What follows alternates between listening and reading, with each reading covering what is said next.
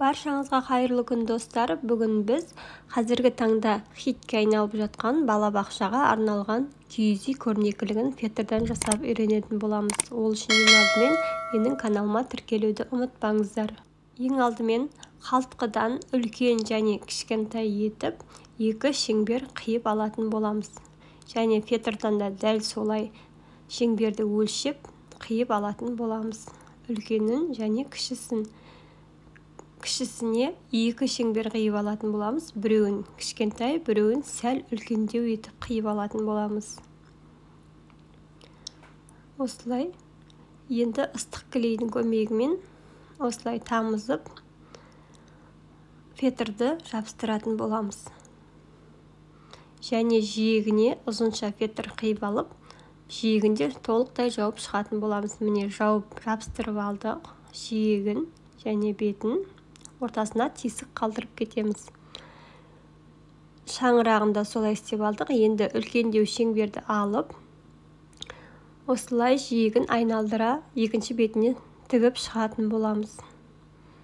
Міне осындай ашық жер қалдырамыз. Соған синтепон немесе мақтаны салып, осылай шаңырағымызды дүмпейтіп, шаңырақтың формасын беретін боламыз. Мақтамыз салып болған тігіп тастаймыз. Міне тігіп алдық. Біздің шаңырағымыз дайын болды. Енді осындай су құбырына арналған менде 1 метр трубаны алып, ақ лентамен орап тастайтын боламыз. Енді қойып көреміз. Үлкені киіз үйіміздің асты, кішкентайы шаңырағы болады. Осылай екеуін салып көреміз. Енді үлкен шеңберімізді өлшеп, осындай етіп 6 қанат қиып алатын боламыз.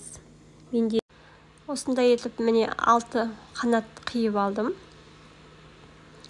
Енді осылай трапеция болып тұрған жерін ыстық клейдің көмегімен ұзынша етіп тамызып шығып, бүктеп, қолымыздың көмегімен ұзақ уақыт ұстап тұрып, сызық қиық түсіретін боламыз. Бұл бізге шаңыраққа бұрылатын жері әдемі көріну үшін қажет болады. Қақиып тұру үшін. Міне осылай тұрады. Енді липучкамыздың жұмсақ жерін алып, үлкен және кішкентай шеңбердің жиегін айналдыра ыстық клеймен жабыстырып шығатын боламыз. Бұл бізге қанаттарымызды жабыстыру үшін қажет болады. Енді қанатымызды алып, түрлі түсті фетрдан мен ойып алдым. Соны бірінші орналастырып аламыз. Төбесіне және астына енді ыстық клейдің көмегімен жақсылап қозғалтып алмай жабыстырып шығатын боламыз. Енді золотистый әдемі тесма лента алып, екі жиегіне жабыстырып шығатын боламыз. Қалай сәндеу өздеріңіздің идеяларыңызға байланысты, мен өзімнің сәндеген идеямен бөлістім. Осылай сәндеп алдық. Енді дәл осыны теріс қаратып, теріс бетіне, төбесіне және астына липучкамыздың қатты жағын жабыстырып алатын боламыз.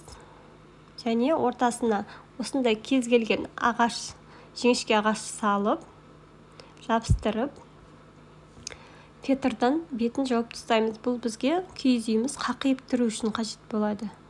Енді шаңырағымызды сәндеп алатын боламыз. Қоңыр түсті лентамен шаңырақтың бейнесін жасайтын боламыз. Осылай ыстық клейдің көмегімен сәндеп шығатын боламыз. Міне біздің шаңырағымыз дайын болды. Өте әдемі шыққан сияқты. Енді үлкен шеңберге үлкен оюларды салып жіберетін боламыз. Енді 6-шы қанатымызға есіктің бейнесін салатын боламыз сұры фетрдан.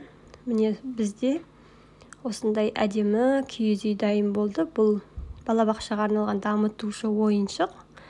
Осылай липучка арқылы ашылып жабылады. Ішінен неше түрлі ойындар шығатын болады.